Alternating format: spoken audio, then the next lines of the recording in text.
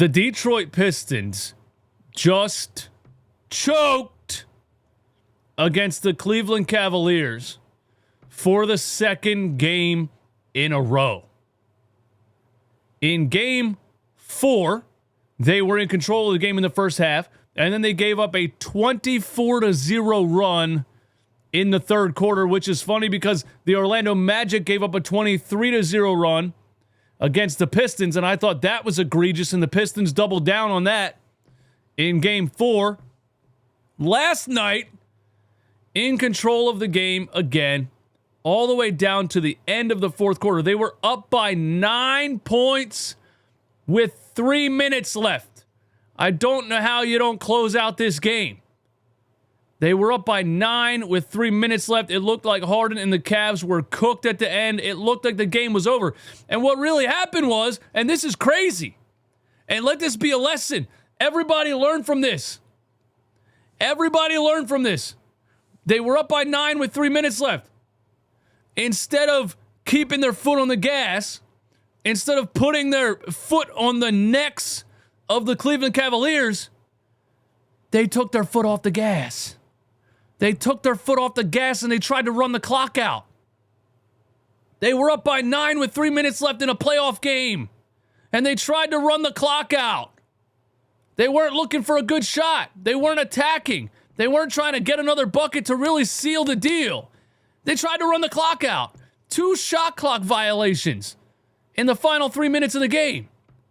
I cannot believe that's how they went about it in the final couple of minutes, and the Cavs made them pay. Tobias Harris, a chance at the dagger. Bro, this end of game segment by Tobias Harris was so Tobias Harris. As a 76ers fan, this was so Tobias Harris. You couldn't write it any better than this. Tobias Harris was cooking a lot of times in this series, and he was cooking in the first half of this game. I was live tweeting, I cannot believe Tobias Harris is playing like this in the playoffs. I cannot believe it. Maybe it's just the 76ers. Maybe the 76ers organization is just this bad, and Tobias Harris goes to the Pistons and elevates his play in the playoffs. And we should have known it was coming. We should have known Houdini Harris would return. And oh my God, up by 2 with how many seconds left? Under a minute. Up by 3. Up by 3 with under a minute, I believe. Tobias Harris, wide open 3 in the corner. And he just hit one. He just hit one a couple minutes before that was a big one. But when it mattered the absolute most, when it would have been a dagger, from the corner under a minute, Tobias Harris for 3, shanks it off the side of the rim. I mean, not even close. And it gets better. He chucks an absolute cinder block in crunch time that would have been a dagger. And then he commits a foul on the other end, putting Donovan Mitchell at the free throw line for 2 free throws. A 5-point Tobias Harris swing in under a minute. Mobley, he fouled Mobley at the end. A 5-point Tobias Harris swing in under a minute. And that, ladies and gentlemen, is what happens when you are forced to rely on Tobias Harris as your second option. And we're going to get into what I think about the Pistons and how they're showing me they are who I thought they were this whole time. That demoralizing series of events at the end of the fourth definitely bled into overtime. They completely collapsed in overtime. Gave up an offensive board to Jared Allen, a wide open 3 to Donovan Mitchell. Then they turned the ball over on the inbound, and Donovan Mitchell makes a layup, and the game is over. They didn't even show up in overtime. You know what I'm saying? But I can't believe they took their foot off the gas. They went and tried to run the clock out in the fourth quarter instead of keeping their foot on the gas and putting the game away. And then Tobias Harris chokes at the end. We're going to talk about the Amen Thompson foul here at the end because he got tripped, and Pistons fans are mad. They thought the game should have been over on this foul call, and he had just made 2 free throws, right before this. Let's look at it. Let's blow it up here. Let's see. The Pistons fans are not happy about this. 103, 3.7 seconds left. A great defensive play here by Asar Thompson. Stripped the ball from Donovan Mitchell. Good no call right there from Tony Brothers. There's Tony Brothers.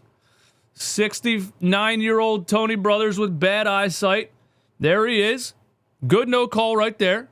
Asar Thompson tripped by Jared Allen right in front of Tony Brothers. No call. I gotta be honest. That is a wild no call right in front of a referee. And for those that don't know, Tony Brothers is retiring after this season. So Detroit Pistons fans, I'm sorry that it just so happened to be Tony Brothers right there who can't see and just decided he's not going to blow his whistle at all at the end of this game. It was a trip. It should have been called a foul. Asar Thompson should have been at the free throw line, and he just hit 2 free throws a minute before that. So maybe the game is over right there. But at the same time, that's not why the Detroit Pistons lost the game. You folded the entire second half. You choked. You absolutely choked at the end of the game. And we can't blame the outcome of the game on that no call on Asar Thompson. But I do believe it should have been called. But you can't blame the outcome of the game on that. The Pistons should have put this game away way before that. And they are who I thought they were. And they still have the same issues. Absolutely, undeniably, one-dimensional. Cade Cunningham hero ball all game long. If Cade Cunningham is great, and he had 40 points in this game? But it's not enough. That's not enough.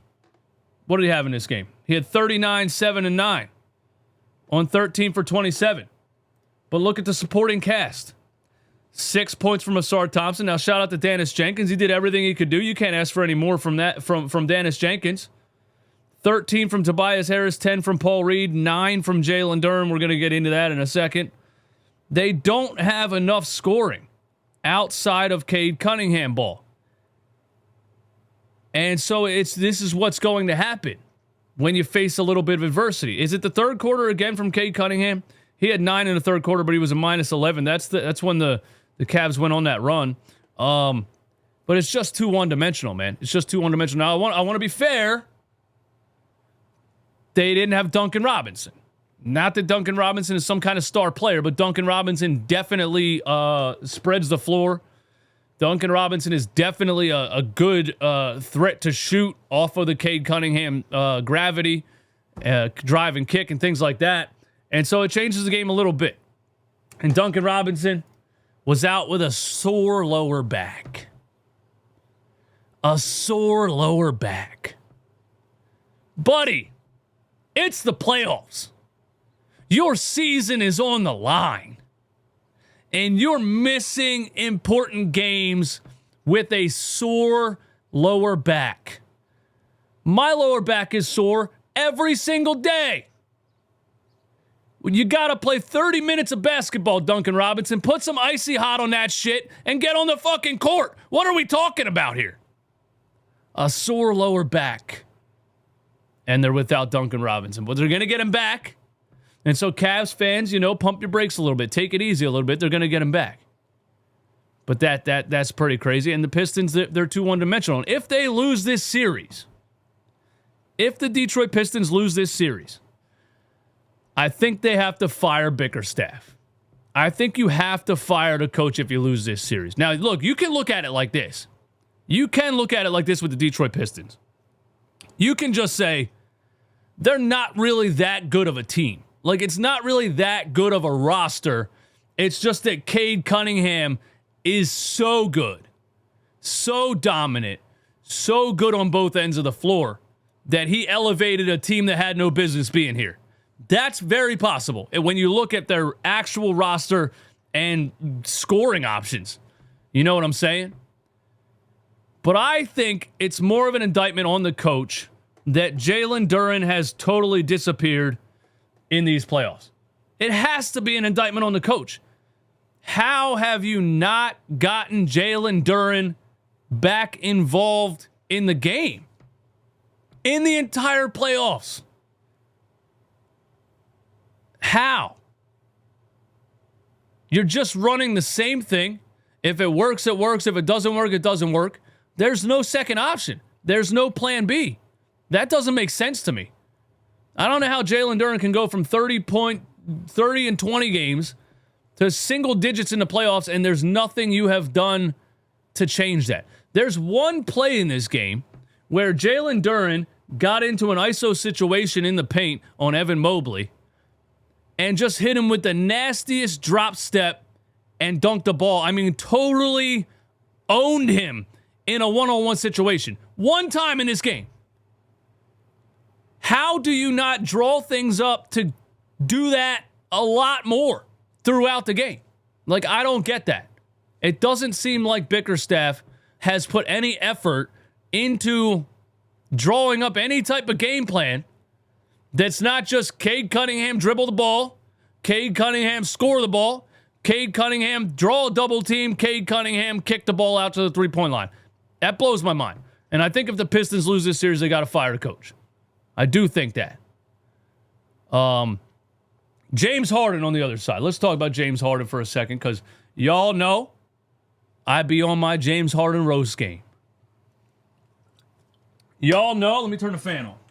Let me get that air. Let me get a little air up here.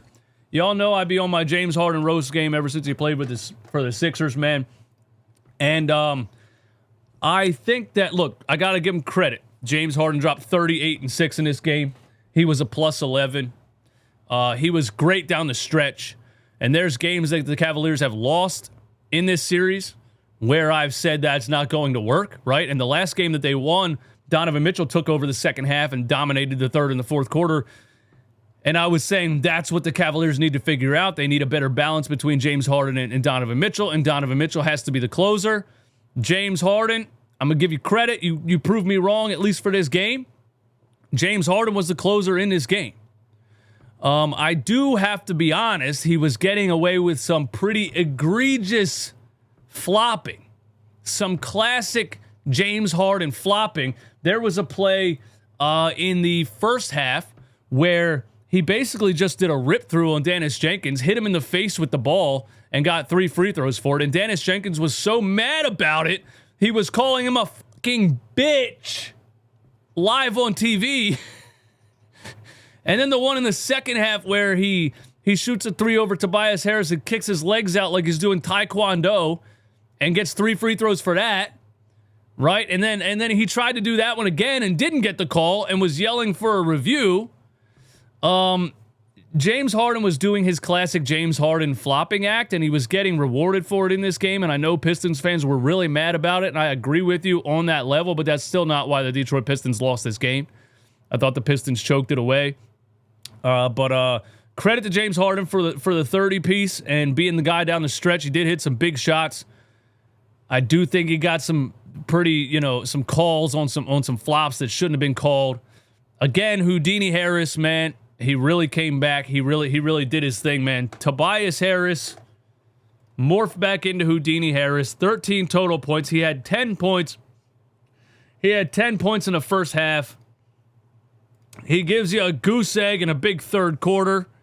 He gives you he hit 1 3 in the fourth, and he gave you a big goose egg in crunch time in overtime. So shout out to Tobias Harris for morphing back into Houdini Harris, the one we all know and love. But I want to say this. And this might be a little bit of a hot take.